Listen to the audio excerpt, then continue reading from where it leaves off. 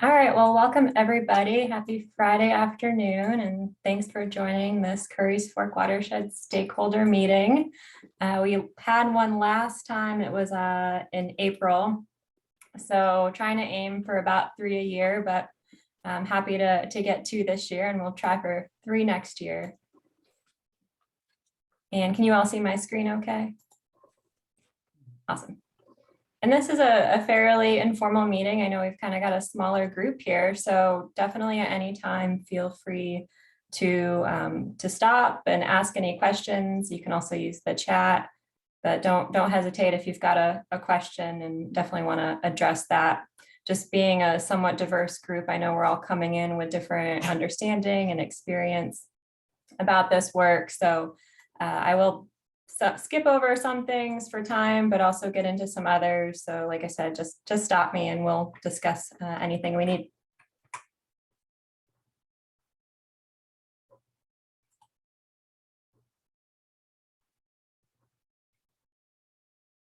And just waiting for the slide to move there. All right, so per usual, we're gonna have attendance. So definitely want to know that you're here, and we count that for match on our grants as well. So in the chat box, if you could just please write your name, your organization, and then please just make sure to indicate if your time today is being paid through federal dollars, because I just know I can't count that on our grant match.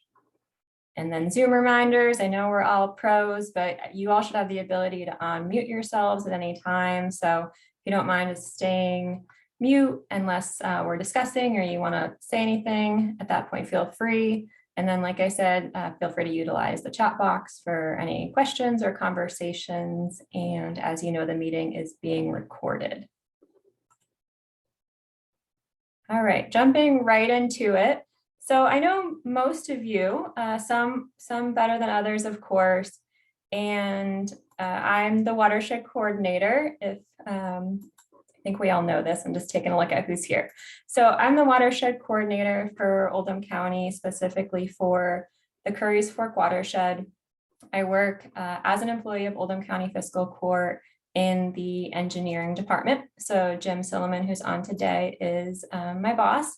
And it's been really great being a part of the engineering department, and especially with this work, having that direct connection to the engineering department, as well as planning and zoning, and then just being with fiscal court in general.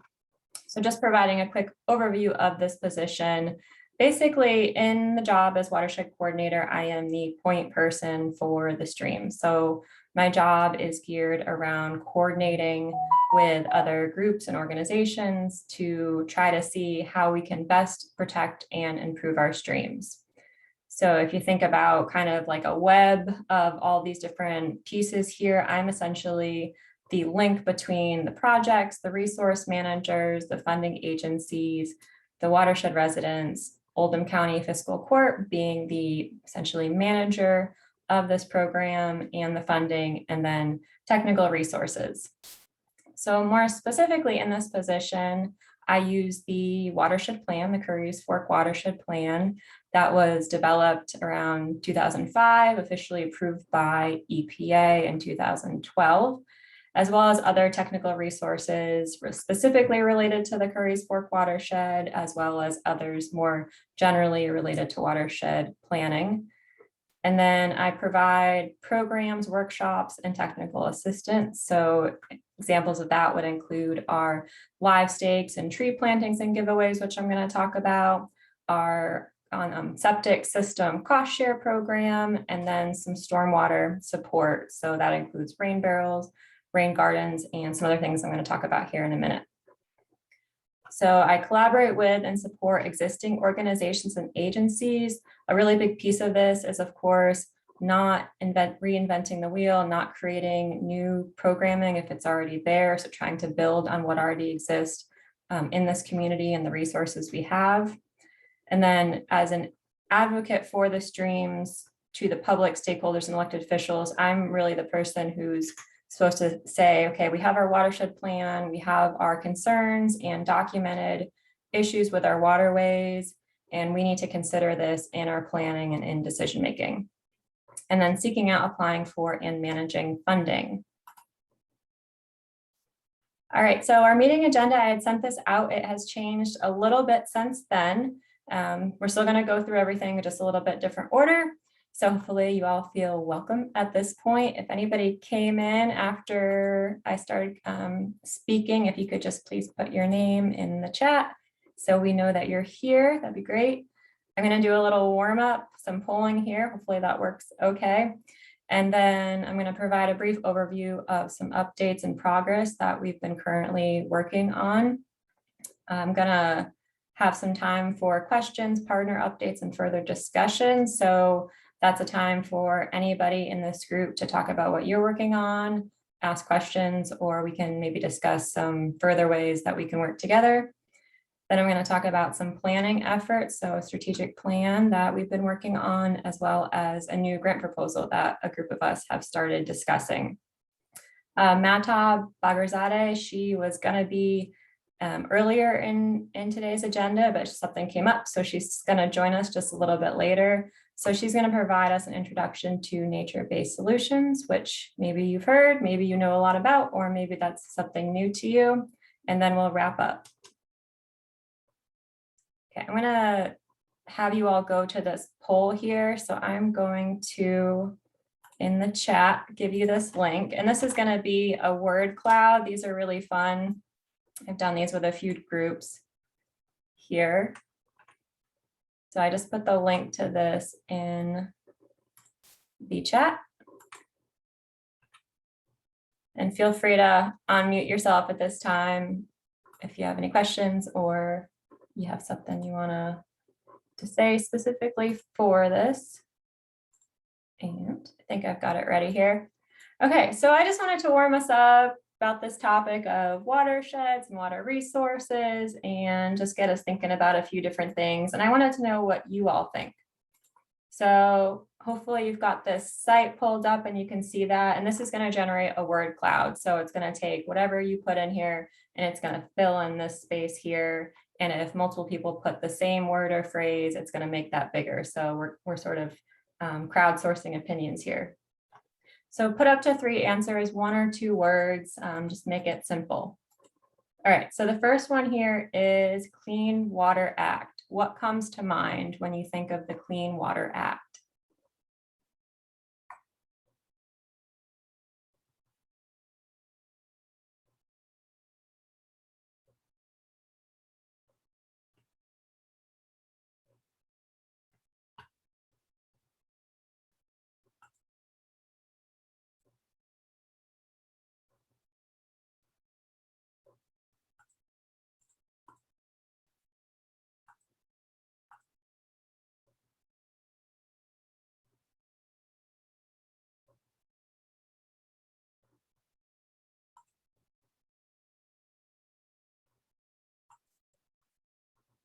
All right, lots of people have pollution here.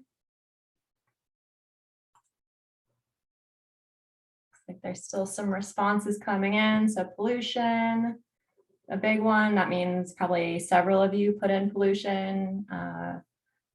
Let's see, contract, yep. Someone who probably knows a little bit more about this program. Rivers, non-point, wetlands, regulation. Sure, okay. So hopefully by the end of this, if you did this again, you might have something else, some other thoughts there, or I'd be happy to talk with anybody further about this. All right, I'm gonna stop it there, I think. Let's see. We've got a few more, and I'm just gonna take a screenshot of this while we do the next one, because I have to clear it here. All right, so we all see that there. I'm going to clear this one and move to the next one, and you're just going to use the same box there to put in your answers. Okay, so provide 2 to 3 examples of non-point source pollution.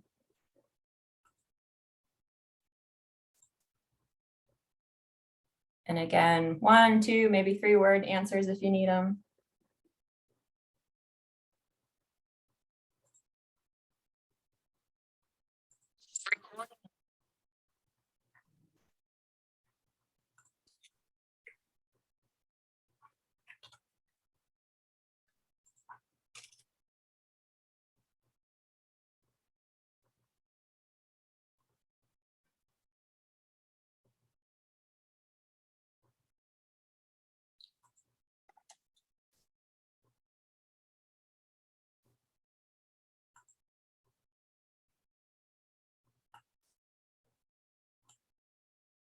right, lots of different answers coming in here.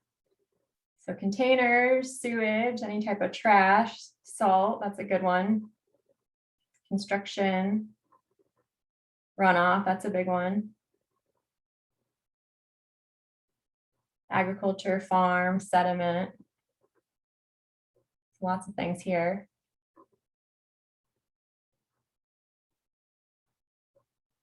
Right, it looks like you've all got your answers put in here.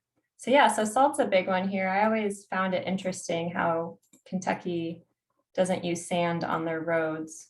I'm sure people have thoughts about that, but where I come from in New England, sand is included with the salt, but here it's only salt, which has much more considerations for water quality, as a lot of you have indicated. All right, I'm gonna clear this one, thank you. And we've just got two more here. Okay.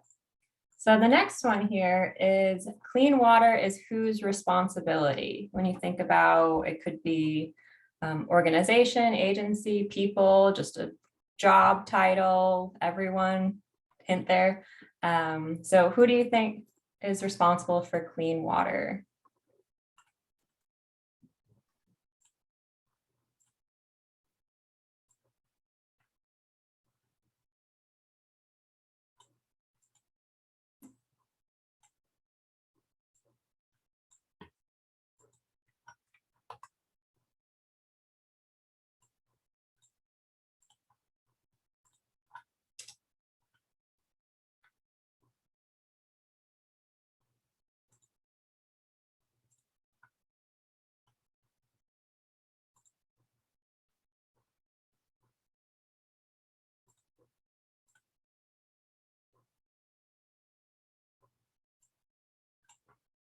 Right, government, everyone, citizens, industry, private, federal, tribes, local, states.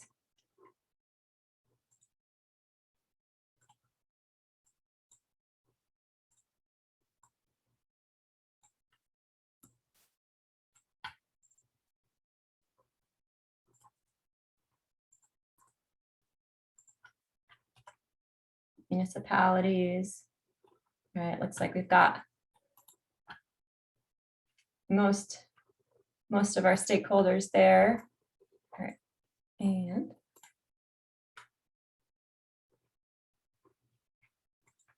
I'm just going to take a quick screenshot of this and we'll do the last one.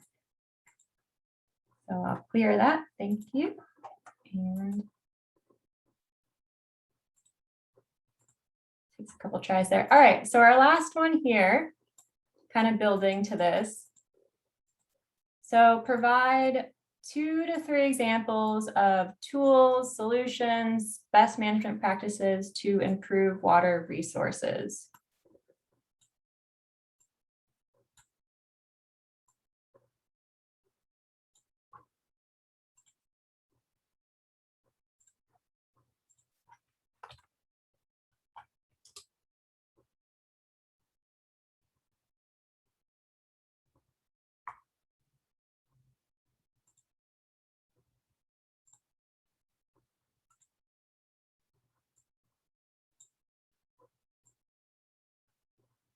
Doing this makes me feel like I need about 4 screens. So sorry if I'm moving things around a lot.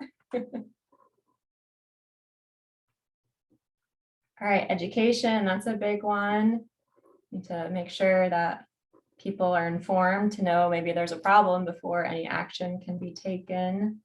Control, so regulations. Rain gardens, incentives, yep.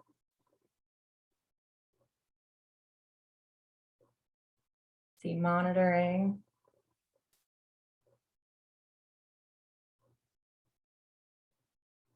Wetlands, it's a great one. Not as many wetlands here in this part of the state, but they are there.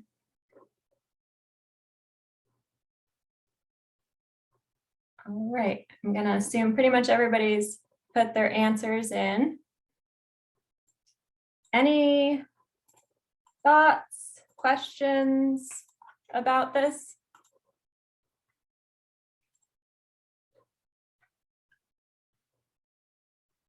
Surprises, not surprises?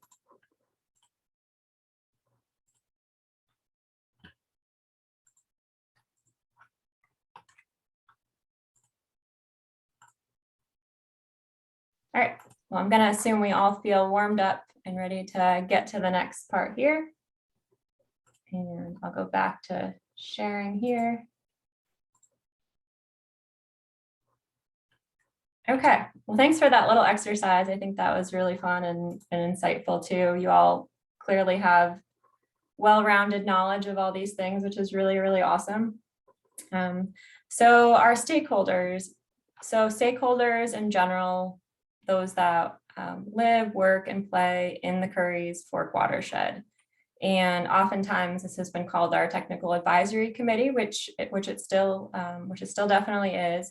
And that committee is, those are the leaders and the organizations, those people most directly involved with and responsible for managing our local water resources. So these people, this group, you all, are needed to provide technical expertise, knowledge, guidance, and leadership with implementing watershed management solutions. So in my job as watershed coordinator, my job is to connect with you all who have the background, who have the experience and the knowledge in what you're specifically working on and trying to provide additional support for that so we can help improve our water resources. And a perfect example of this is we have the Oldham County Health Department, who is responsible for septic system compliance. And I work with the health department to provide funding for people who are fixing their septic systems, which improves our streams by reducing the bacteria that runs to the streams. Ultimately, our goal, the goal of this work, is to protect and improve the waterways in the Currys Fork Watershed. So super quick intro to the Currys Fork Watershed program, and then really getting into more of the specifics of what we've got going on. So with our current priorities, I'm going to talk about education and outreach, on-site wastewater, riparian buffers and stream restoration, and then stormwater management and nature-based solutions, which we're going to keep throwing that word out there, which can be thought of as low impact development or green infrastructure, really just incorporating nature in the work that we're doing. I'm going to talk about recent work connecting to these priorities and then the current status of the grant funding that we have. So a watershed, just as a reminder, or maybe a little bit new to some of you, a watershed is simply the area of land that when it rains, all that water ends up flowing to the same creeks and streams and rivers and eventually to an outflow point. So for example, at a larger scale, the water that hits Oldham County ends up flowing to the Ohio River and then the Mississippi River and then the Gulf Coast. We're looking at a little bit smaller scale here when we're talking about the Currys Fork Watershed. So we have this smaller watershed, and the Currys Fork Watershed is completely within Oldham County. It's one of several watersheds that are either completely within or overlap with Oldham County and our surrounding counties. And the outlet point, which is at Todd's Point, so it's down here at the boundary of Oldham County, actually is at leads into Floyd's Fork. So Currys Fork Watershed is part of Floyd's Fork Watershed, which more people are familiar with. For our purposes, though, we're going at even a smaller scale here, and we're talking about sub-watersheds. So within the Currys Fork Watershed, there are 4 sub-watersheds, and that really helps us more accurately target our water quality improvements and identify where our issues that impact our streams might be coming from. So we talk about South Fork Currys Fork, North Fork Currys Fork, Asher's Run, and then the Currys Fork main stem. And further justification, so thinking about that Clean Water Act, that regulatory piece there, the main justification for this program is that these streams do not meet water quality standards per Environmental Protection Agency through Division of Water Monitoring. And sorry, Kentucky Division of Water. So circled here, I have Oldham County, the streams in Oldham County, and then in the circle are the Currys Fork Watershed streams that we see there in red, which is saying that they don't meet water quality standards. And more simply they might be a risk to both human health and to aquatic wildlife.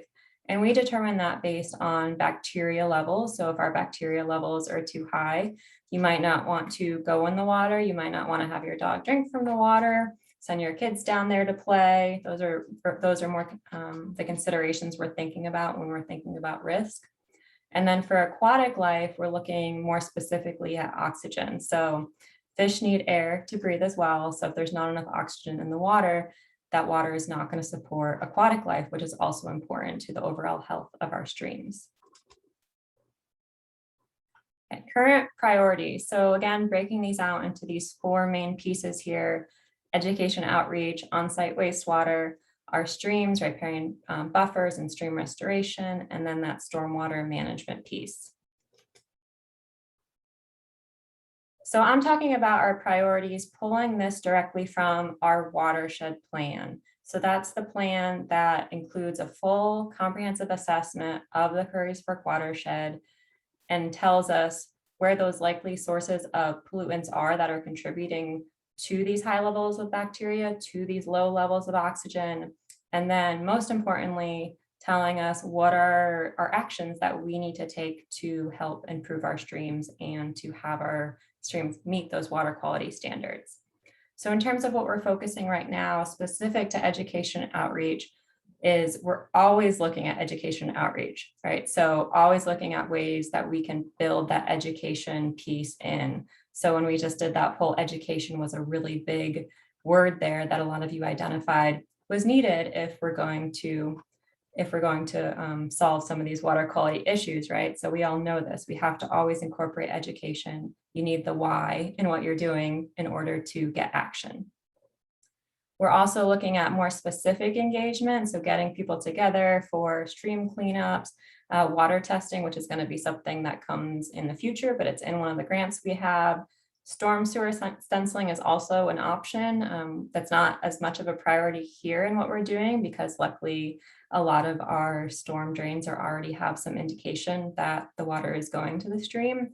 But really those targeted ways of getting people together, tree plantings is another really great way to engage the community and have that direct contact where you're getting people out to the land, they're making a difference, they're seeing that connection and they're feeling involved. The third piece here is supporting the formation of a citizen-based watershed group, which is something that we've done over the past 2 years, and I'm going to talk about that more. In terms of current priorities, so on-site wastewater has really always been a priority for this program. So again, that education piece of we want to make sure we're promoting wastewater system management.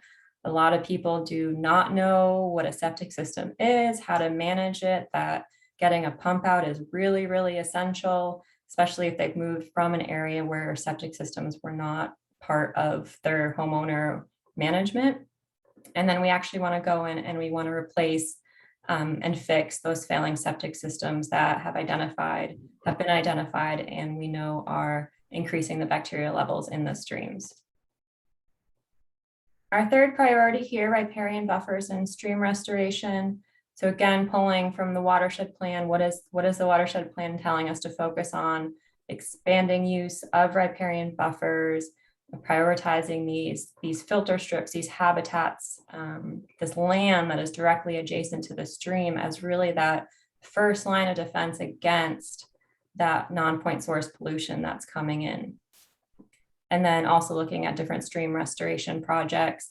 And this is one of the maps I sent you all. I know it's probably not as easy to see on the screen. So if you haven't checked your email, I did send these out if you want to look at them later on or in a better Zoom here. But one of the additional resources to the watershed plan is we have these priority maps. So on these maps, people who develop the plan, the resource managers and technical folks at the time. So these are the highest priorities for getting in and helping to repair our streams. And then this fourth piece here of stormwater management, nature-based solutions, low impact.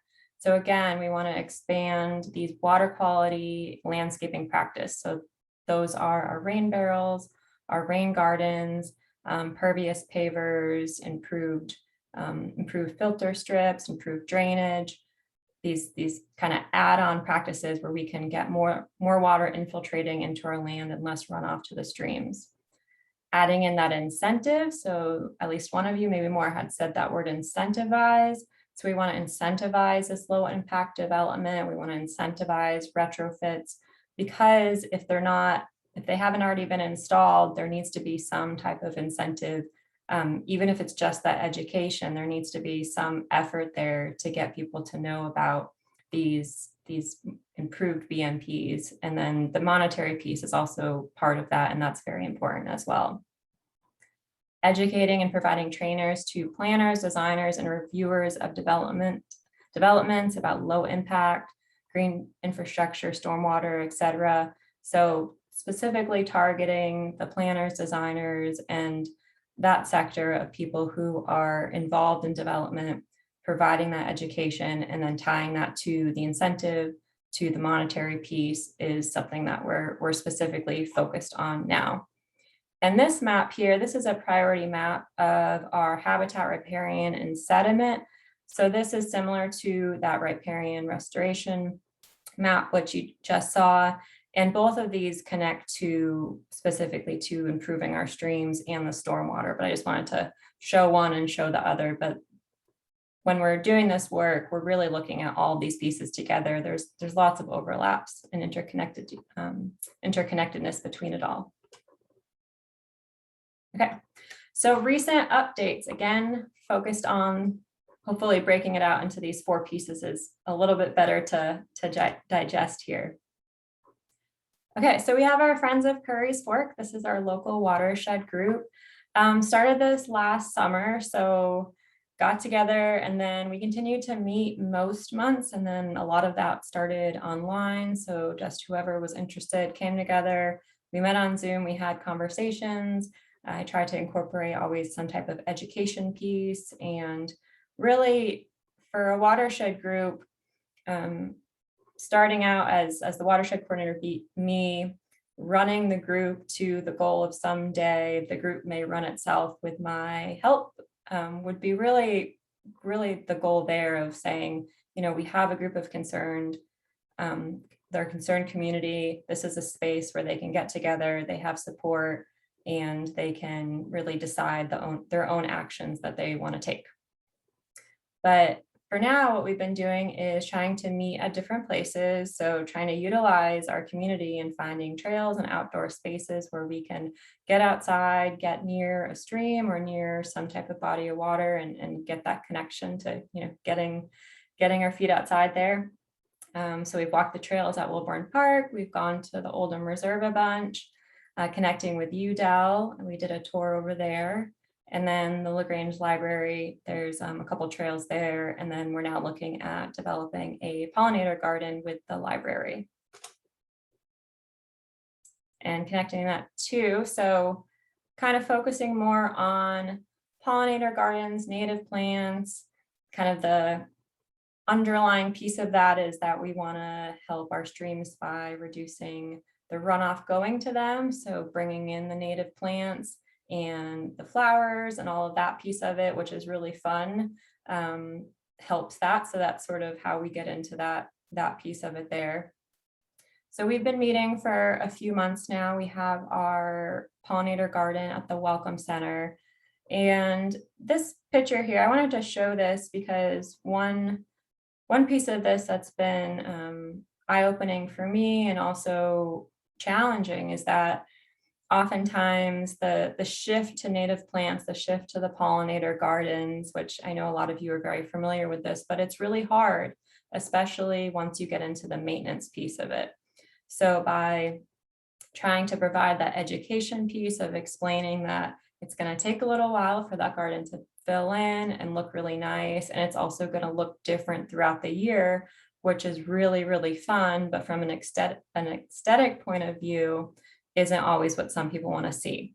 So trying to find that balance, and by having a specific pollinator garden meetup group, we can do that because we can say we've got volunteers who are checking on this site every month.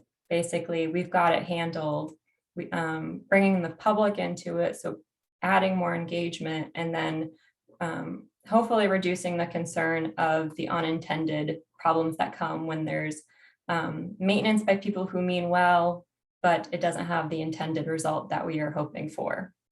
So long story short, less is more when it comes to these gardens, and we have a volunteer group. So if you have any sites that you're looking to have planted, reach out and let me know, because we want to get more of these out in our community.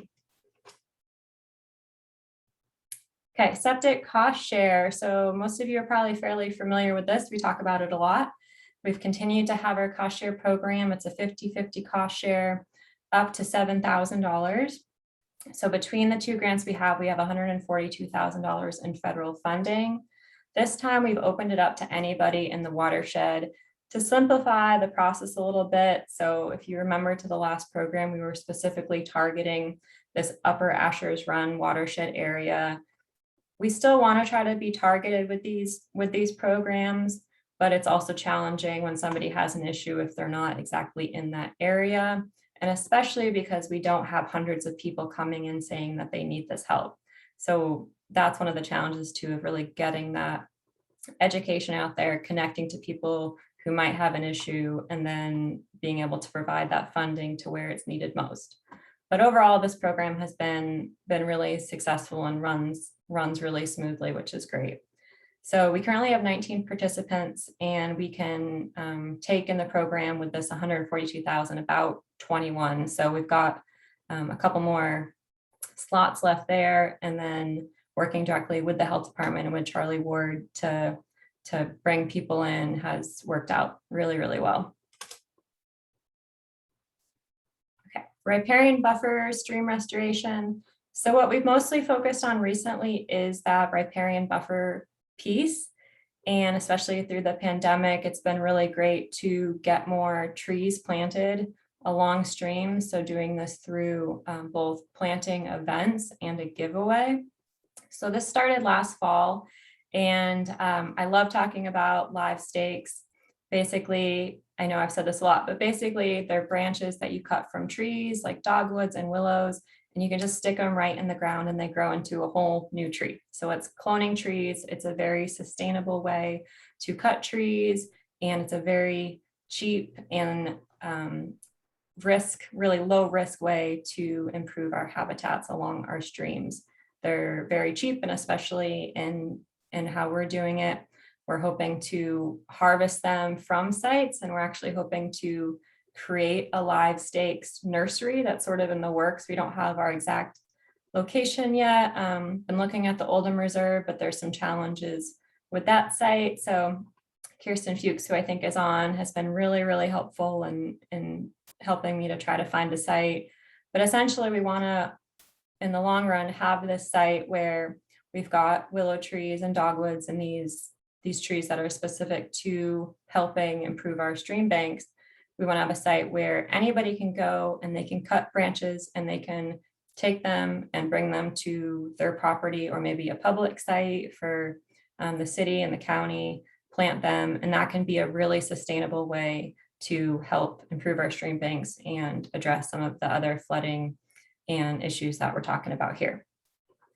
So this map here shows the sites that we have planted so far, both as group planting events and through the giveaway.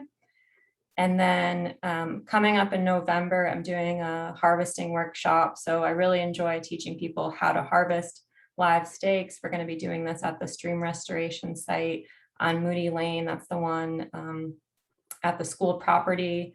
It was the restoration site back in 2012, I believe, but it's a really great site, easy to access, and get people out there and teach them how to do it themselves, how to harvest. Okay, fourth piece here. So we installed a rain garden last fall, and that was at UDEL. So this picture here at the bottom, I mentioned we went on a tour at UDEL back in September. So that was really fun. So they've got this site working well. They're going to get some more plants, and it's going to fill in a little bit more. But these sites take time to get to where we want them to be. But it's really awesome to have a rain garden at a pretty accessible site that we can use for education and we can go back to. And we know it's at a site that the people who manage that site are going to really take care of it and stick with the maintenance and make it work well and are really invested in it looking nice and working well. Okay, rain barrels. I think this is my last piece here. So rain barrels. So we're also doing a 50-50 cost share program. And so interested people in anywhere in Oldham County can submit for reimbursement. It's up to $50. And right now you can submit for up to 2 rain barrel reimbursements. So we still have funding for Currys Fork, and then Oldham Stormwater, they've got some education funding they're putting towards this, which is why we can offer this to any Oldham County resident. So we're doing a lot of outreach with the rain barrels. We're getting a little late in the season, but we'll pick it back up in the spring. And this, again, this map here shows where we've got them so far. Okay, so just a quick overview of our funding status. So we've got 2 grants right now through the Kentucky Division of Water's Non-Point Source Implementation Grant Program. And they provide the federal funding, and then we have to provide the match. So typically the match is made up of what we consider to be not real dollars necessarily. It's usually allocating people's time. So like today, I can put your time to a dollar value and that can count towards our match. So the way these grants work is 60% of the total amount of funding is federal, and then we have to provide that 40% match. So in terms of the federal funding that we have allocated through the contracts with Oldham County Fiscal Court, we've got about $381,000. That's a really great amount to work with. And then we've figured out how to provide about $250,000 in match for that. As far as spending, so breaking that up a little bit here into these initiatives, most of our septic cost share program money is really allocated for, which is great. Like I said, we've just got a little bit of funding left. Most of the funding that we have left right now is for those riparian buffers. And I'm thinking about probably doing another cost share program specific to riparian buffers, but likely a little bit more intensive than having people plant the trees themselves, because we have a lot of stream site areas that really need professionals to come in and probably clear out some invasives, do some chemical treatment, and help with the plantings. So alongside these public events and getting people to plant their own trees, which is really doable, adding in an additional piece of hiring out contractors as a cost share program. And then we've got our rain gardens and rain barrels. This money, a lot of this money is spent as well. We've got a little bit more money for rain gardens because Russ Turpin with EcoGrow provided the rain garden workshop for free. So that's really great when we get people who are willing to give their time, so we don't have to necessarily pay them. That's really helpful. So let's see, we've got some additional money for contracted assistance here, and that's kind of an as needed as things pop up. We always want to be flexible. And I'm going to talk a little bit more about the stormwater side. So we've got some plans potentially for that funding there, but I think I'll move on here, just trying to be transparent as possible about where our money is going and what's happening, and tie the watershed plan to our initiatives, to the grants, to the programs, and everything in between. Okay, I'm going to take a breath there and stop sharing my screen, and I'm going to give us a minute here to if anybody has questions or has updates on what you're working on or points of conversation.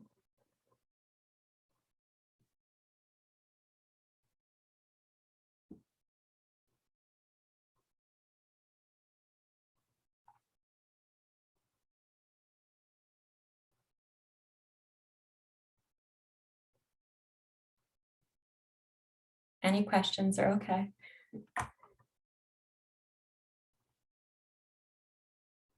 All right, and if not, that's okay, but I see. Becca, I was just going to say, if for those of you all who haven't been out to a stream restoration, it really is a living experiment. And it's something to see and how it's evolved. I know you and I have walked out there and I've seen it evolve from the get-go, but it really is something special in Oldham County. So for folks that haven't been out, I just think it's a great opportunity to see a lot of these practices, put in place and how they're working. Yeah, thanks, Stuart. So if anybody wants to go out to any site, so we have this big wetland restoration site, as Stuart mentioned. There's the wetland mitigation project at Oldham Reserve. We've got these live stakes plantings. We've gone back and looked at where we planted live stakes, and they're doing really well. So just knowing you planted a stick in the ground and then coming back and it's got leaves coming out of it is just a really cool thing to see. So if, we're getting hopefully to a point eventually, and which is part of the goal of having these sites where if we have questions, what does something look like over time, especially like Stuart said, things change, we can go out and look and document and see that.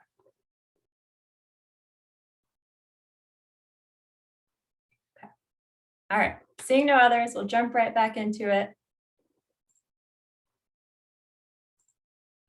Let's see. Okay. So I'm going to talk a bit more here, and there we go. Okay, so I want to talk to you all about a couple of things specific to planning. So one is this overview of a strategic plan that I started with myself, specific to watershed planning, Jim Silliman with Oldham County Stormwater Management, and then Olivia Rancine with KIPTA, who Olivia is no longer with KIPTA, but we'll have to find somebody to bring in that hazard mitigation piece. Hopefully that position is filled, or we can connect with somebody over there. I'm going to talk about that. And then the second thing here is this grant proposal. So again, looking at the Kentucky Division of Water grants, we're hoping to submit for another one, and that's going to be due in December. So I'm excited to have this line up with this meeting and talk to you all about what we're thinking for that. So just taking a step back and thinking about this watershed planning process. So it's very complicated, as you can imagine, or maybe are more specifically familiar with, but breaking this out into sort of 4 specific steps here. The first step is, of course, developing a plan. And so, as I mentioned, the watershed plan that was finalized and approved by EPA in 2012. A little bit more connecting to the Division of Water grants is that in order to apply for these implementation grants through the Division of Water, we have to have an EPA approved plan. So Oldham County did that a long time ago, and that's a big piece of what's carrying us through to today. Second part here, so designing an implementation program and then implementing that plan. So this plan and design implementation has been ongoing for several years now. And then seeing how things are going, how is it working? Are there differences? And to do that, we monitor the streams. So in our last stakeholder meeting, I talked more about this specifically, but I'll just give us a quick refresher. So in 2020, Oldham Stormwater, they paid for a contractor to go out and monitor the streams in the Currys Fork Watershed. And they monitored almost all of the exact same sites that were monitored during the development of the watershed plan, which was pretty cool to see. The watershed plan monitored fecal coliform, and the stream monitoring that was done last year monitored E. coli. So they're not exactly interchangeable and comparable, but it was really nice to just go back out to the same sites, and then other like dissolved oxygen, pH, temperature, and other chemistry was collected as well that we can compare. So based on those results from last year, looked at those and saw, okay, so the results don't indicate any specific improvements when we're looking at those water quality standards. Our streams are still considered impaired. We're not seeing bacteria levels that are low enough to say that maybe we can have them not be considered impaired anymore. And that doesn't mean a lot of great work hasn't happened or isn't happening, but it is really important to go back and look at our streams, because that's really where we're seeing the result of everything that happens on the land in the watershed. So now it's time to kind of think about, well, maybe we need to go back in and try to improve our plan a little bit. So this strategic plan is that idea of how can we improve our planning efforts.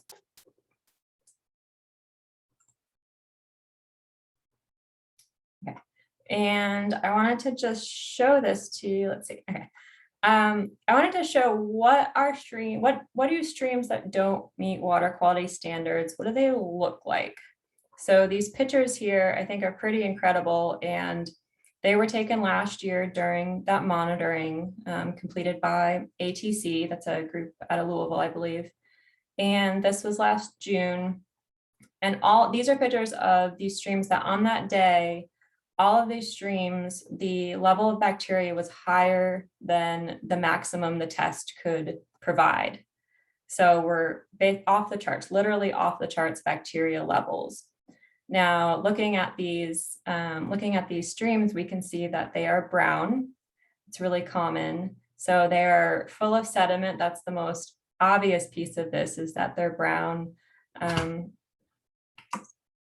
doesn't necessarily indicate high bacteria levels because streams are brown, but I think that often we have a common kind of misconception about, well, if you don't see something catastrophic happening in the stream, then they must be okay. But it really is an issue when we see brown streams. If you are somebody that looks at the streams often, they are brown pretty much every time it rains.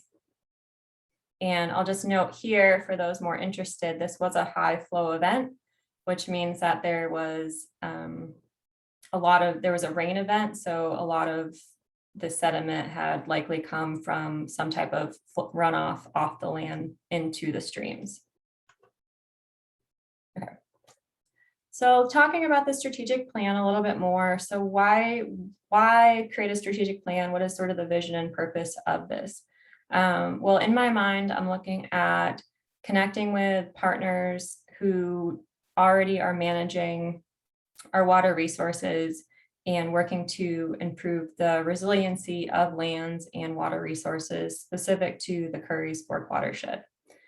I want to make sure that by creating something new, we're not forgetting that there's a lot of existing resources and plans. So we want to make sure we bring in existing goals and responsibilities.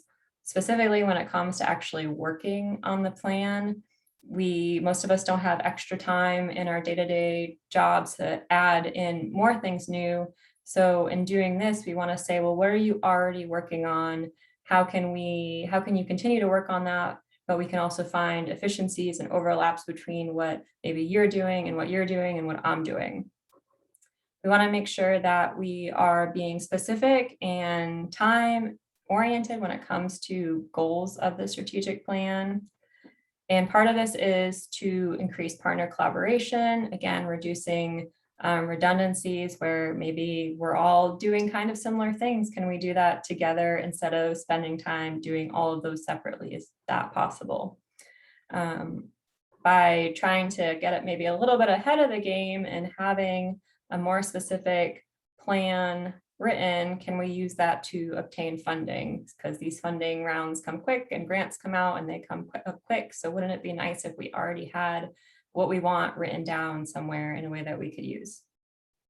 And then for me personally, in my position, this process, and we're mid-process right now, we haven't completed it, but it's been really helpful to kind of organize and streamline ideas and help to prioritize some things that I can work on in my position and find ways where I can use my time in hopefully a more impactful way.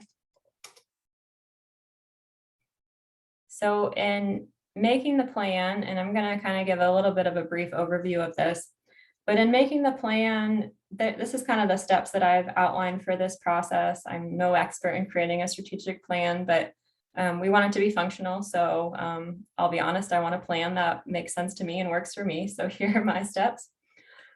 So figuring out what do we already have, what plans do we already have, what resources, who's already working on things. We want to make sure we identify current organization roles and priorities. So what do you in your role, what are you working on? What is your responsibilities? What do you have to make sure you do? We want to identify parallel objectives between the different organizations. So what we're all working on. And then from there, some goals. So where can we work together? So in terms of the plan partners, and this process has been, like I said, we're not done with this, but this is something I can see this be sort of the beginning of perhaps several more detailed plans in the future with other groups and organizations. And it's been extremely helpful in understanding what other people do better. Because I can say, you know, oh yeah, engineering, stormwater, they do this and this, but actually sitting down and being the person to type out what this organization does, it really provides a lot more insight to understand what they do. And that helps me in my position and understanding how we can work together better. So in terms of our plan partners, I'm looking at, of course, the Currys Fork Watershed plan, because we're trying to do everything that we can to help the streams. We want to make sure we're prioritizing our efforts here. Oldham County Stormwater, so that's the MS4 program.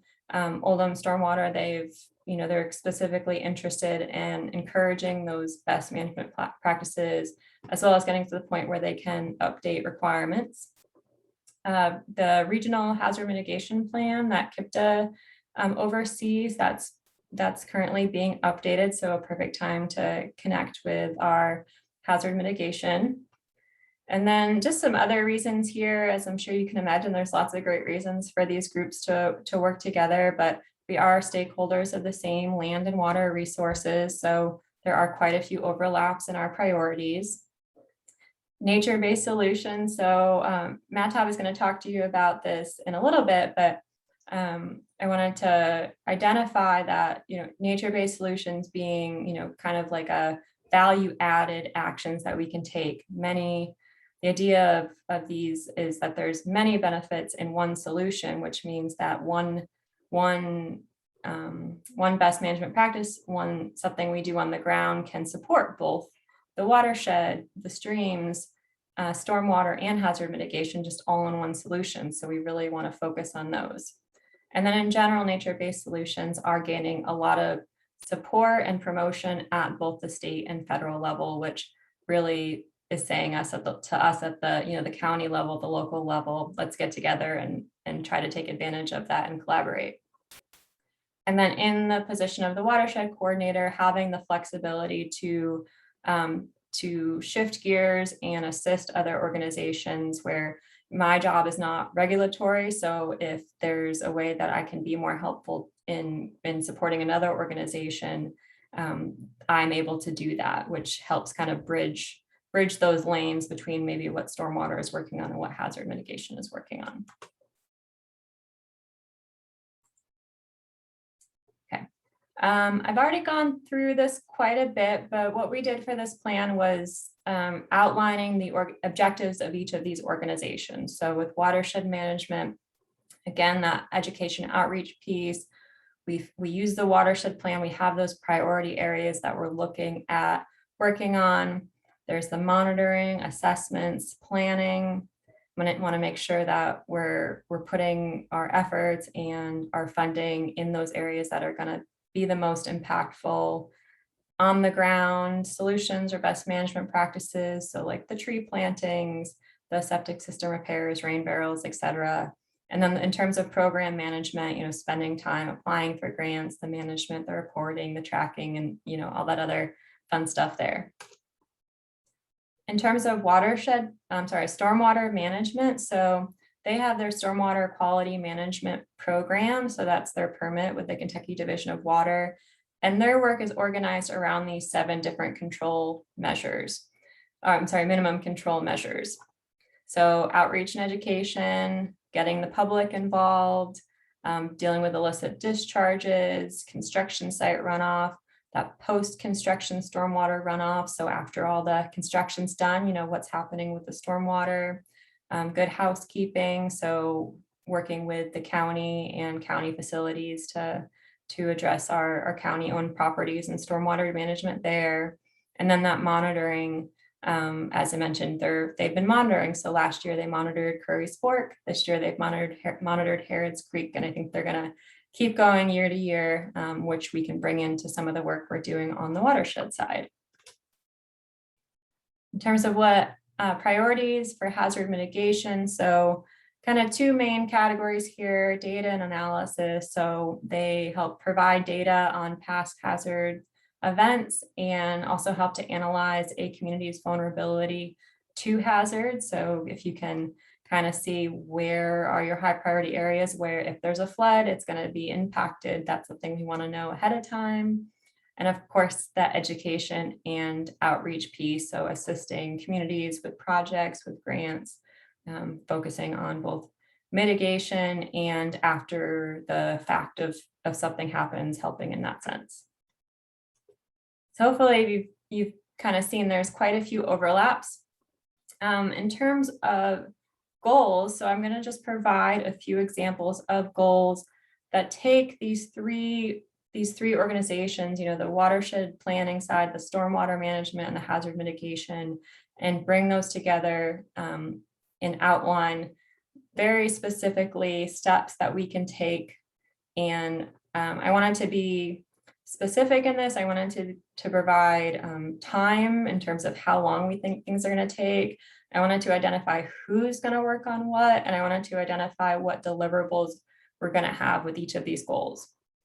And this will always be kind of like a moving target, but just starting from somewhere has been really helpful and will continue to be really helpful when we go to kind of pick out pieces to actually work on. Okay. So this first goal here, so reestablishing our priority areas. I know there's going to be a lot of text on these slides, but I'm just going to kind of give you the quick overview of what I'm looking at here. You can imagine a strategic plan would actually be a document that you can look through, and so the details are important. So we have priority areas for the watershed plan, but we don't really have high priority areas specific to that runoff management. So this connects into stormwater. And in terms of deliverables, I'm looking at actually having a map. And to do this, we have these key objectives. So we want to say, what do we already have, of course? So we want to compile our existing priority area maps. I showed some of those earlier. We want to take those monitoring results. We want to make sure we're looking at our land use maps, which have changed over the past 15 years, of course. We want to take, so our TMDLs, that's our total maximum daily load, which there is one of these for Floyd's Fork.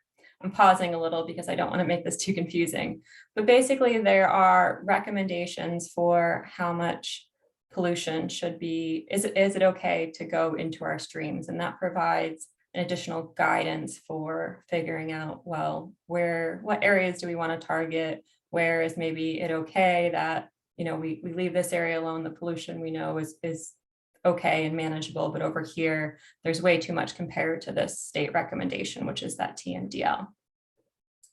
We want to connect with people who have information, so relevant staff and agencies, people who are on the ground, who are seeing these sites, especially like the engineering department and the road department, who have these specific sites that they know, oh yeah, there's runoff, that's a big issue there, it's really eroding over there.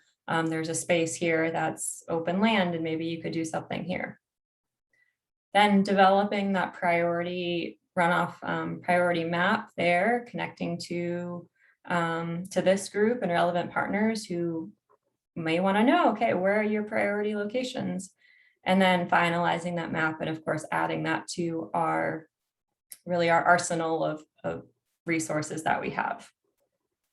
And then I've specifically stated in terms of who's working on this, we've got the Watershed Coordinator, Oldham County Engineer, engineering staff, time frame, approximately 9 months. Of course, getting into this, maybe it'll take a lot longer, maybe it won't.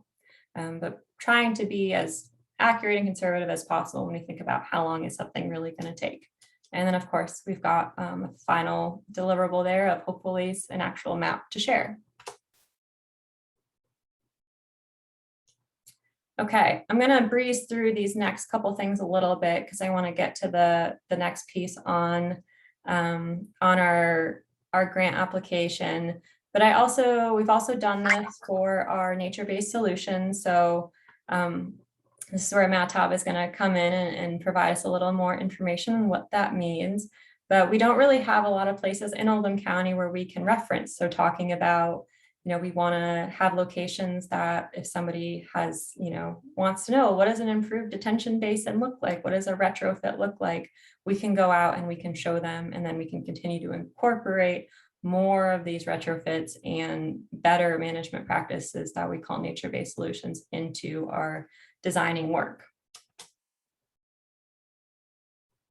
Third one here that I have as an example, detention basin improvement. So this is something that we've been working on for a while in terms of looking at detention basins and basically saying, well, how can we improve them? And often those are called retrofits. And the other piece of that is where they are designed in a way that better supports the streams. So we've already been working on this, as I've mentioned, and we have a current assessment that basically says instead of planning our detention basins at the 2-year storm level, there is this other number called a critical discharge, and we can plan our detention basins using this critical discharge number. And based on the assessment, that's that number that the sediment and the bedrock in the stream doesn't move. So our stream doesn't lose all its capacity to armor the stream bank, which will then go and support stability in our stream banks and reducing that sediment. So maybe someday our streams will not be brown. Okay, and I sure hope to share this with you all once it's finished. And but for now, next steps, we want to keep working on this and finish the plan, getting in, seeking a high-level plan review, and then try to associate some of these goals with funding opportunities, and of course, applying for funding, which I am going to lead us into here. I got more into this plan in a talk I gave a few weeks ago with the Kentucky Association of Mitigation Managers. There's a link there if anybody is interested, and I can send that out later too. Okay, I'm going to shift gears here to talk about the grant proposal, and I'm going to try to keep an eye on time here. I think we're doing a little bit okay. Let's see. Okay. Grant proposal. So looking at applying to a grant for the Kentucky Division of Water's non-point source grant program.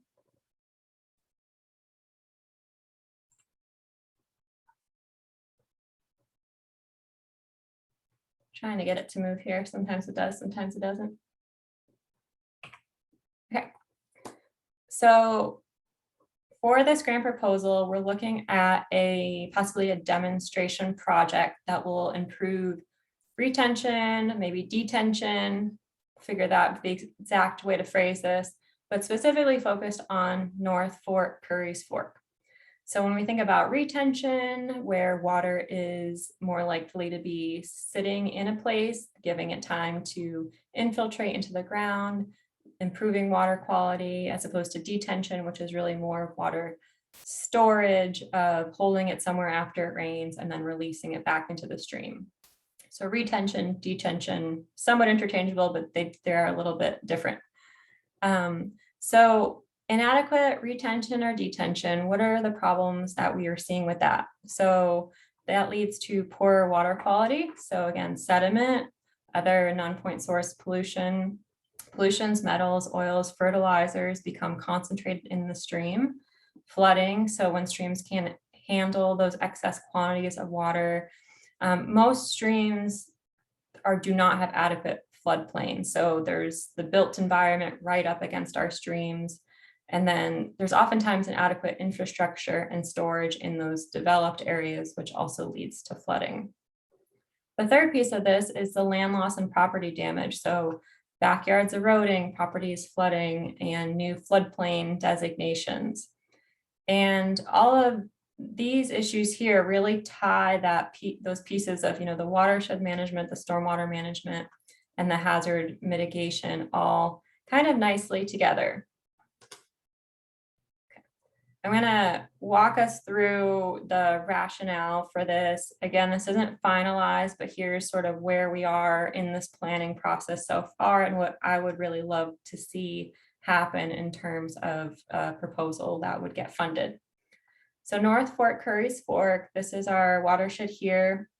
I've outlined in red, and then just down the bottom here is, you can see the satellite imagery there. So in terms of what's going on in this watershed, I'm going to start at the headwaters here, and we've got Crystal Lake. And so Crystal Lake, it's harder to see this image now, I can tell, but Crystal Lake has a lot of sediment that's currently coming into it. And so it's been slowly filling in with sediment. Part of this is because of increased construction and development in these upper waterways here. And there's also some factors that we don't know yet why the sediment is coming in. Okay, we also have I-71 here.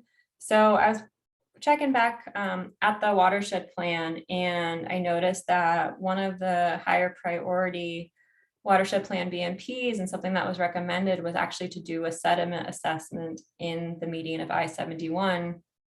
And this is kind of perfect timing because of the planned widening of I-71.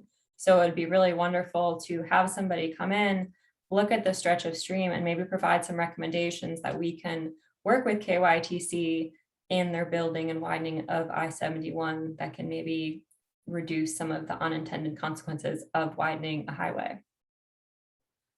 One of the next pieces here, I'm moving over to the left side of the screen. So this stretch of stream that runs south of 71, right down here where this arrow is, that's a really high priority stream site for the watershed.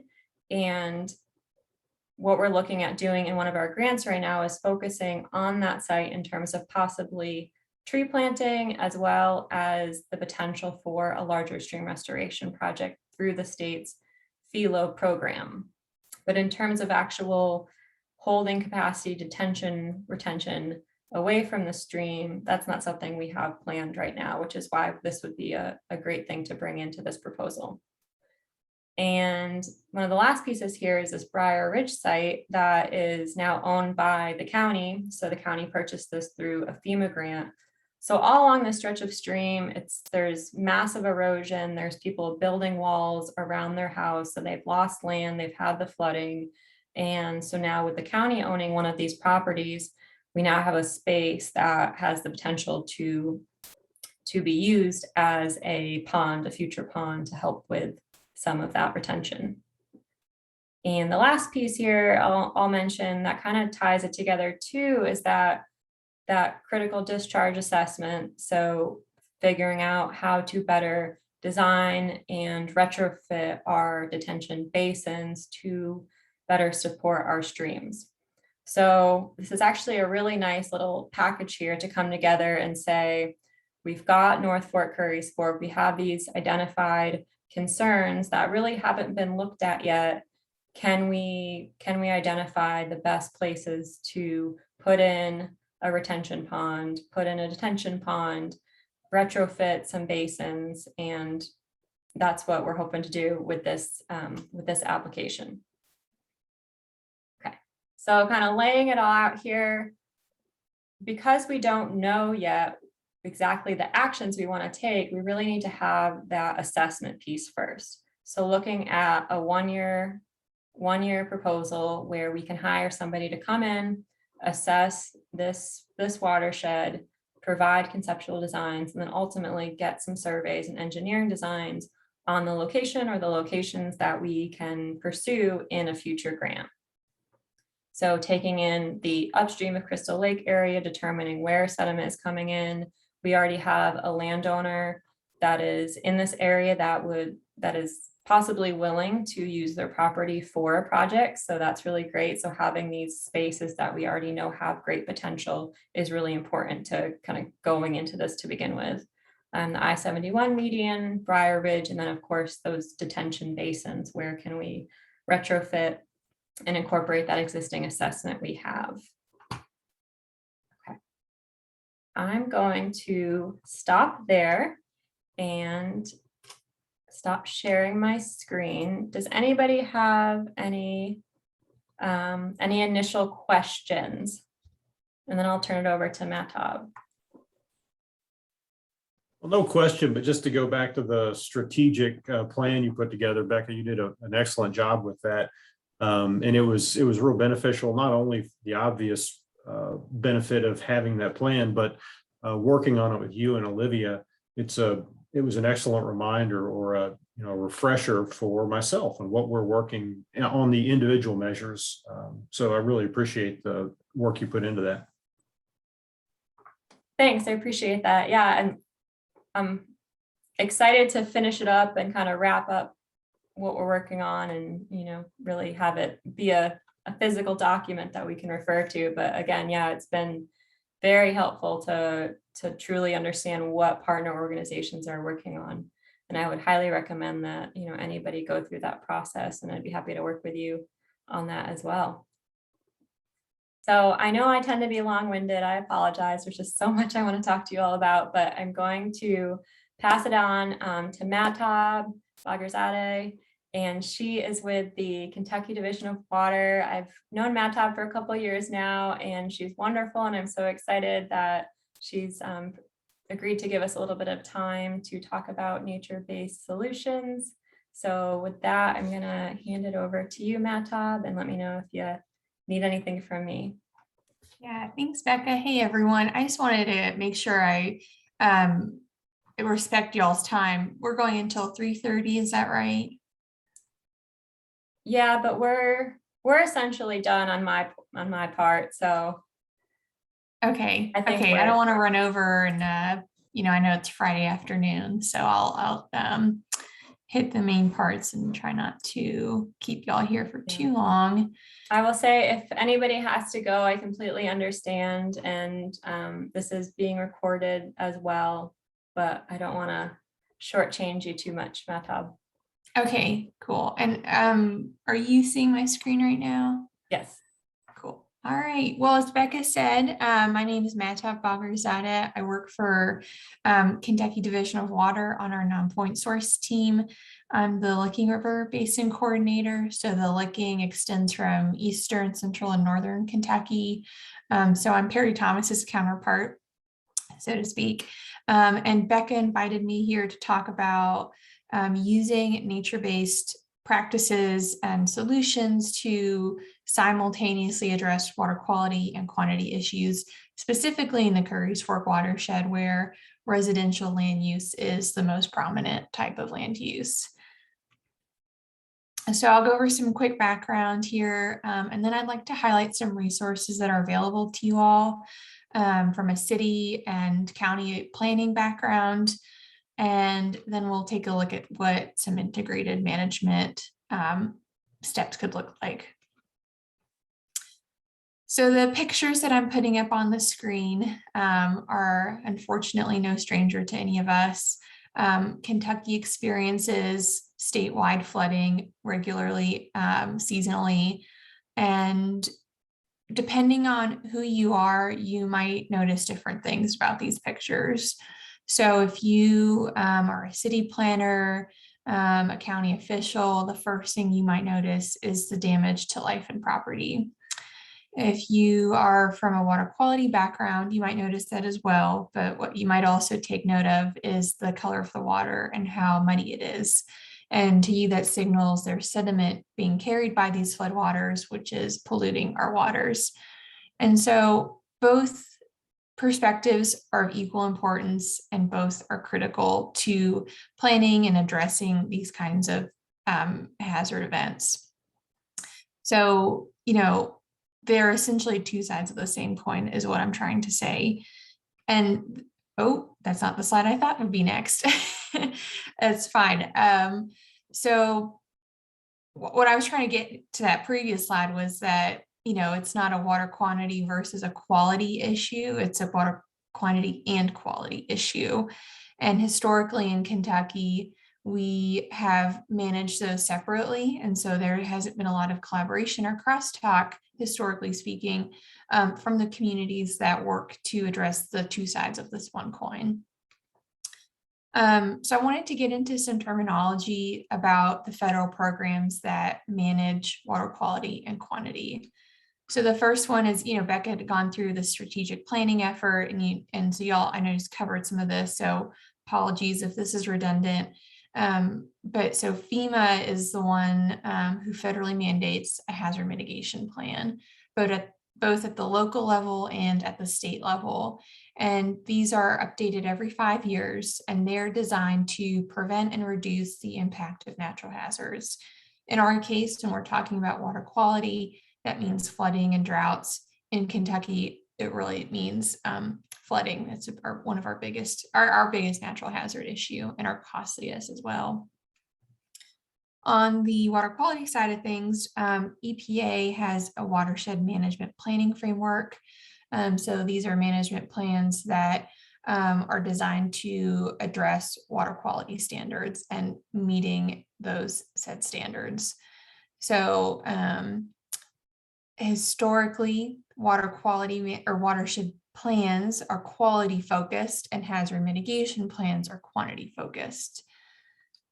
The intersection here, because they do intersect, and the way to integrate that management planning, we're arguing here, is through nature-based solutions.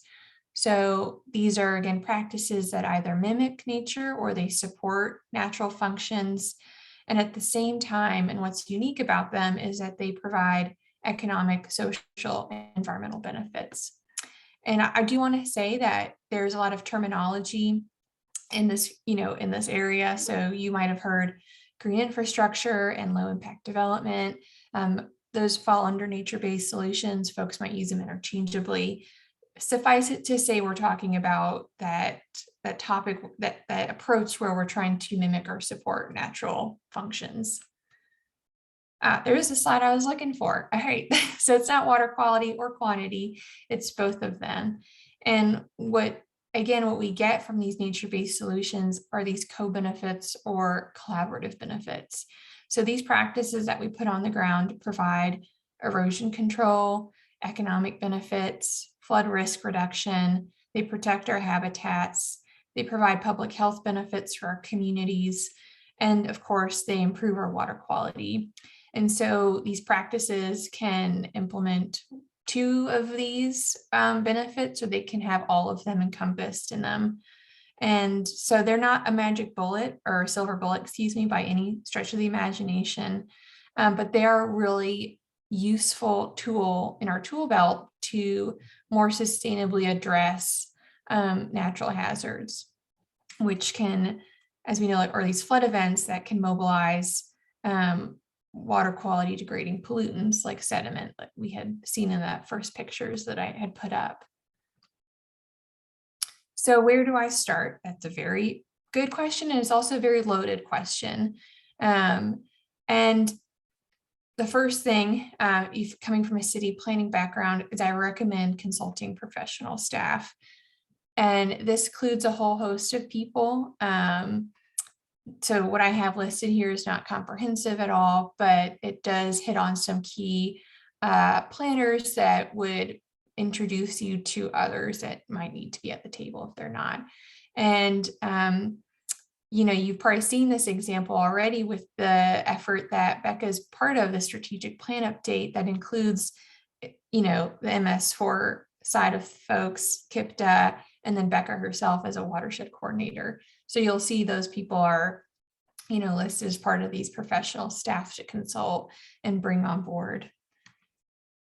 Get to know your management plans. So here we're talking specifically about water quality and quantity. So in that case, it is referring to your regional hazard mitigation plan, which comes from KIPTA, and your watershed plan for Currys Fork. And understanding the overlaps. And I feel like I'm being redundant, and I'm so sorry I missed your presentation, Becca, because I feel like I'm being a little redundant here. But just to highlight again that getting to know these plans is a really critical step. And then also getting involved with planning.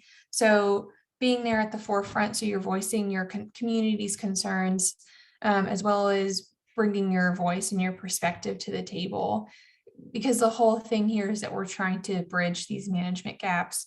And the only way we can do that is if we have that intentional involvement with planning. So again, you'll see I've got watershed planning and hazard mitigation on there. I'll talk about the community rating system in a little bit. And then Becca had also mentioned her presentation with CAM, or the Kentucky Association of Mitigation Managers. I'll also highlight that organization as well. And a really good tagline, if you will, is every dollar spent on hazard mitigation has a $4 to $11 return in future benefits. So essentially you are saving a lot of money when you work to prevent hazards and disasters or impairments to your water quality versus addressing them afterwards. So the more we can do the work up front, the more we can help ourselves in the future. So I'd like to go over some resources that are available for city planners and county folks in particular. The first one is the Sustainable Development Code. It's a website, and it's essentially organized by chapters. And so the screenshot that I have here is from the flood chapter. And what they do is they tabulate different practices a city can take and develop into their zoning and their codes to create more sustainable and long-term practices to address these issues. And they've ranked them from best, better, and then I can't remember the third one, but you can see how they've organized them from you're removing code barriers, or you're incentivizing practices, or you're filling any gaps in regulations that may exist. So if you click on these links, they'll take you to case studies. They have references and papers. They've got, in those case studies, they've got folks you can talk to from other cities. So it's a really good place to start, I think, just to get ideas and see what other folks are doing. So I had mentioned the community rating system. So if you already know about this, I apologize if I'm being redundant again. So the community rating system is part of the National Flood Insurance Program. What it does is that it rewards any additional actions that you take that are above and beyond your National Flood Insurance Program requirements. So anything above and beyond, you can get certain points, and it varies per activity, but those points translate into cost savings. So you will see a reduction in your insurance premiums. So this is a list of 25 green elements that have been identified that are part of the CRS, or the Community Rating System Manual. There is a great website that I will also make sure I send to Becca so that she can circulate. And it goes through how to do this, the difficulty level, the amount of involvement that it needs, and it also includes case studies. And I wanted to highlight one because it's from the Louisville, Jefferson County area.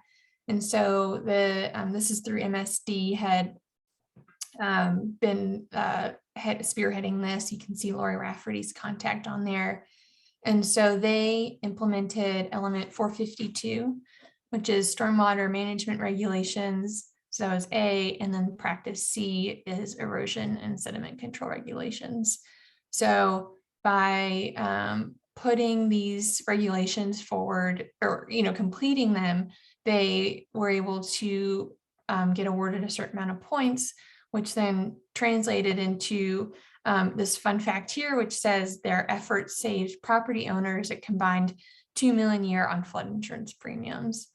So you can see how, and a lot of times folks are already doing these activities. It's just a matter of documenting them and making sure that they're recognized, and so that you can get these cost savings.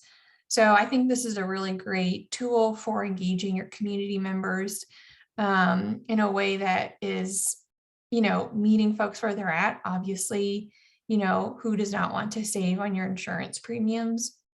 But then at the same time, you're also doing things that are helping your community from that environmental standpoint. So you're getting that economic and environmental benefit at that same in one fell swoop. So CAM is the Kentucky Association of Mitigation Managers. They're a really wonderful nonprofit that we've been getting more involved with. Becca had a great presentation in their recent annual conference. And CAM also hosted a Nature-Based Solutions webinar series over the summer. It's all recorded here, as you can see. They've got it on their YouTube page. And it's a great introduction to nature-based solutions, specifically to nature-based solutions in Kentucky. So it goes over who you could be talking to and who you can be getting resources from or examples from. So what are these examples? Tools for planning and implementation, as well as how to get them funded. It was a really great collection of, we had folks from that water quantity side, so emergency management, FEMA, we had floodplain coordinators, but then we also had we had some MS4 communities on there. I presented on there. We had our cooperative extension on there. So it was a really great space to bring those two worlds together and talk about how we can work on addressing water quality and quantity issues together. Just checking my time. All right. The next resource I want to highlight is from FEMA. It's their Building Community Resilience with Nature-Based Solutions Guide. It was developed for their BRIC program, which is their most recent one. It replaced their PDM program, which is their pre-disaster mitigation program. So its main focus, again, is that preemptive work to mitigate natural hazards. And so here's the table of contents for this guide. It's pretty comprehensive. They go through what are nature-based solutions, laying out the business case, taking a look at the different angles of planning and policy making, and then implementation, so financing and incentivizing these practices. So I think it's a really good, again, resource for communities, and it takes all these different perspectives and viewpoints into consideration that someone, like on our team from the water quality side might not necessarily think to even bring up. Tab, I just want to interject to say, don't rush. Definitely go through your Okay. Yeah, no, you're fine. I want to capture your whole presentation, so no need to rush anything. Sounds good. All right, thanks, Becca. Well, the next few slides, these actually come from EPA. So in December of 2019, they had a webinar called Integrating Hazard Mitigation Plans with Water Resource Management. It's a great webinar. I will also find that link and send it to Becca to circulate because their whole focus is this integrated management approach. And so I just took a few of their slides. It was a long webinar, so I just took some highlights out of there just so I can touch on them to see what does integrated management planning look like. I think y'all have a great example already with the effort that Becca is a part of with the strategic plan update. It's exactly what they had discussed in this webinar, essentially. So when you're taking this integrated management planning approach, they had a few things that they wanted to highlight. So first and foremost, you want to define your issues and you want to define who it's affecting so that you can bring those folks on accordingly and their representatives. They really recommended using a third party to facilitate the effort and having a local champion they felt was key for a lot of pilot projects. Having that local champion who is energized, who is invigorated and really believes and committed to this process, who will make sure the folks are there and they're embedded in that community as well, which is, absolutely critical as well. They recommended a core group of invested folks and again, understanding all the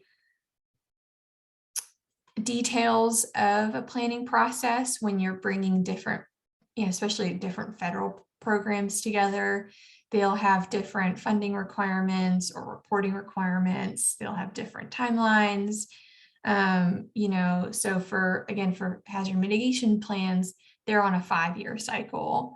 Watershed plans, whenever you want them, there is no federal mandate for watershed plans. So it's kind of tricky to, it's something that you just have to be more cognizant of like these more probably mundane details that turn out to be incredibly important. Okay. So the next slide that they had here was who to involve. So essentially the way they break it up is they've got the water quality folks, and then they've got the hazard mitigation, or what I'll call the water quantity folks. So you'll recognize that we've got the non-point source program up there. So local water quality manager would be someone like Becca. And from the state would be Perry Thomas, the Salt River Basin Coordinator. But you'll also recognize the MS4 program is in there as someone who would be sitting at the table representing these water quality considerations. On the flip side, you've got your hazard mitigation professionals in Currys Fork, that would be Kipta, that'd be Olivia Rancine, who's part of that hazard mitigation planning team. They also recommend floodplain managers, and so that varies by county. I'm not familiar with Oldham County, and then the state hazard mitigation officer.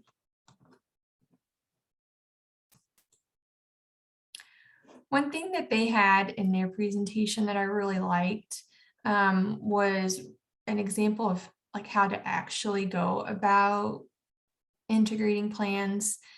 And here they've got this template here that they put in as an example. It comes from Washington State, and it helped folks identify who had to be there, what they were doing, and how they were going to track it. And so for this particular project, they were going to reduce flood damage and support floodplain restoration. And so I do want to say here for this particular document, this template that they have, it was for integrating water resource considerations into a hazard mitigation plan. So it was not designed for putting water quantity considerations into a water quality plan. But that, that said, like that doesn't necessarily mean you can't do that. That's just how this one was or is presented. And, this is just a template that they had put out, that can obviously be tailored to whatever you need it to be. But I think some of the important things that they had on here is, who are your leads, who's involved here, what is your objective so that you are able to stay on that goal of like, all right, we are integrating specifically reducing flood damage and restoring our floodplains, and making sure that your objectives or your strategies, henceforth align with that overall objective. What I also really liked is that they had put out funding cycles based off of their time frame. Again, that's really important when you're trying to incorporate these different programs that have varying timelines, reporting requirements, match requirements, things like that, just so you can stay on top of them. Oh, that was my last slide. All right, so I've got my contact info up here as well as Perry. Involved with several partners across the state and nationwide who are pursuing nature-based solutions as a tool to integrate water quality and quantity management. So if that's something that's of interest to you and you just want to chat about ideas or anything at all, we are here to do that. And if we cannot answer a question, we sure hope that we know people that can. So I will now stop sharing and take any questions if we have time for that. Yes, absolutely. Any questions?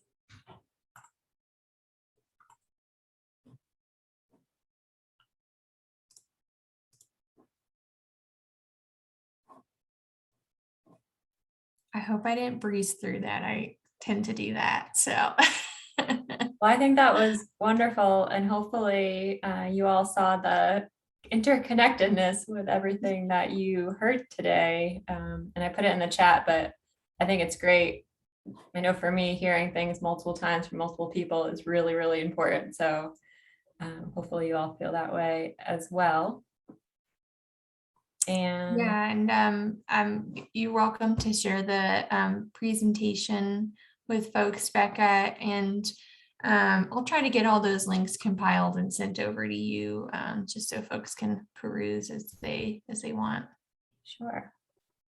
And I know some people had to step off. I wish these meetings I should just have them be 2 hours, and if they're shorter, then Pleasant surprise. yeah, I know, but if no one has any questions or comments, thank you so, so much. Really appreciate your time, and feel free to, reach out.